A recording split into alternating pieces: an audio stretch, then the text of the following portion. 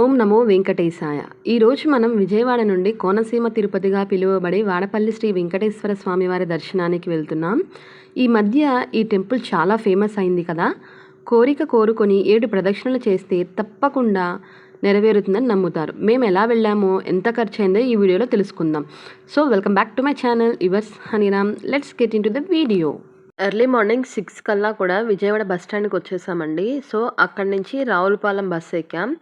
డైరెక్ట్గా వెళ్తే మీకు కొంచెం జర్నీ సేవ్ అవుతుంది. సో మేము అందుకని రావులపాలెం డైరెక్ట్గా బస్ ఎక్కిన తర్వాత మనకి ఏలూరు వచ్చాక మధ్యలో ఒక స్టాప్ పాయింట్ ఉంటుందండి. అక్కడ టిఫిన్ అది చేసుకోవచ్చు.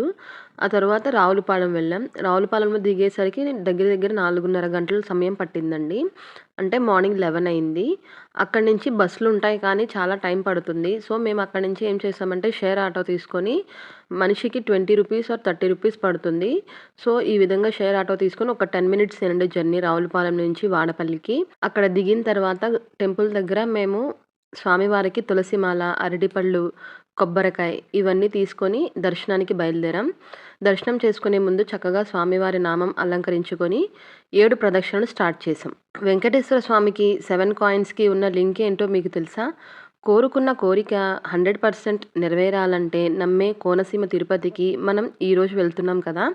ఇక్కడికి వచ్చాక మీరు చేయాల్సిన మెయిన్ పని 7 చిల్లర నాణాలు అనగా 7 కాయిన్స్ దగ్గర పెట్టుకోవాలి. స్వామివారి దర్శనానికి ముందు టెంపుల్ చుట్టూ 7 ప్రదక్షిణలు చెయ్యాలి.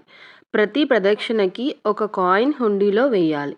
మీరు ఏం కోరుకున్నా ఆ వెంకటేశ్వర స్వామి తీరుస్తాడు అని భక్తుల నమ్మకం.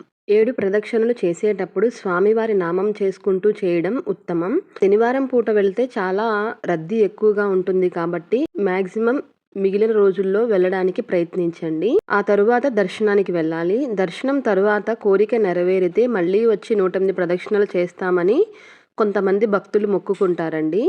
టెంపుల్ దగ్గర దీపారాధనకి సంబంధించిన పూజా సామాగ్రి కూడా అక్కడే అమ్ముతారండి. అక్కడే తీసుకోవాలి, అక్కడే దీపారాధన చేసుకోవాలి. ఇది మాత్రం గమనించగలరు. గుడి లోపల ఎక్కడా కూడా దీపారాధన చేసుకోవడానికి అవకాశం అయితే లేదు. 7 ప్రదక్షిణలు అయిపోయిన తర్వాత బయట స్వామివారికి కొబ్బరికాయ కొట్టుకొని ఆ కొబ్బరికాయ ప్రసాదాన్ని లోపలికి తీసుకొని వెళ్ళాలి.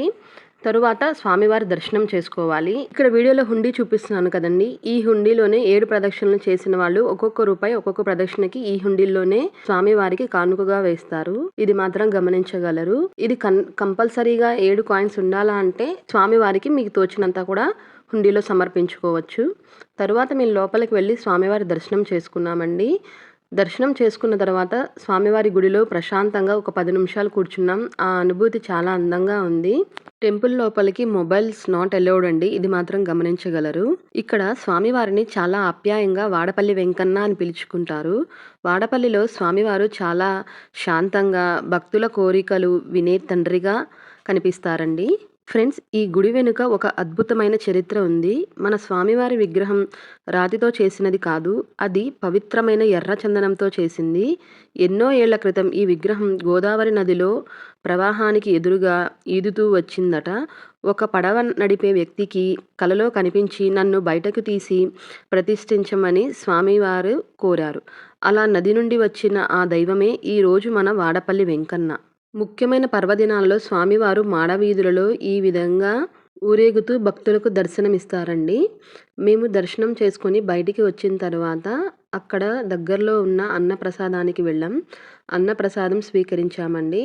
టెంపుల్ టైమింగ్స్ వచ్చేసి ఉదయం 6 నుంచి మధ్యాహ్నం 1 గంట వరకు, సాయంత్రం 4 నుంచి 8 గంటల వరకు. ఇది మాత్రం గమనించగలరు. ఇక్కడ ఉచిత దర్శనం, 50 రూపీస్ టోకెన్ దర్శనం, 200 రూపీస్ టోకెన్ దర్శనాలు అవైలబిలిటీలో ఉంటాయండి. ఇది గమనించగలరు.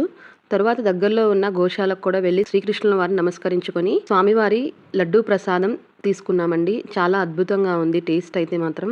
ఇక్కడ మనకి టెంపుల్కి దగ్గరలో 2 స్టాల్స్లో అవైలబిలిటీలో ఉందండి లడ్డూ ప్రసాదం. ఒక స్టాల్లో వచ్చేసి ఓన్లీ గూగుల్ పే స్వీకరిస్తారు. ఇంకో స్టాల్లో వచ్చేసి ఓన్లీ అమౌంట్ రూపంలో స్వీకరిస్తారండి. ఇది మాత్రం గమనించగలరు.